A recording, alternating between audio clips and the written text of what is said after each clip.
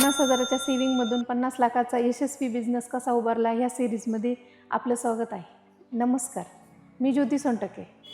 काल पाहिलं की मी 50,000चा माल तर घेतला आणि 2-3 महिने माझा चांगला रिस्पॉन्स भेटला.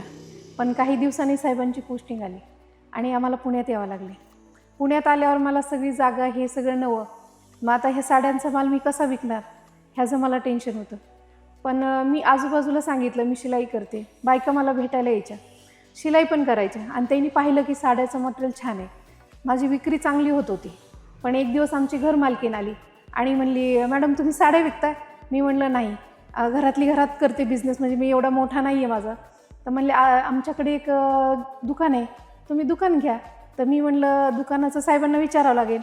मग मी साहेबांना विचारलं की मालकीण म्हणतात दुकान आहे आपलं, घ्यायचं आहे. तर म्हणले ठीक आहे, तुला चालत असलं तर घेऊ शकते तू आणि तुला होत असलं तर घे, असं नाही की जबरदस्ती. मग मी ते दुकान बघायला गेले, मला खूप आवडलं. मग मी ते दुकान घेतलं आणि ते कसं चालू केलं हा आपण उद्याच्या व्हिडिओमध्ये पाहू.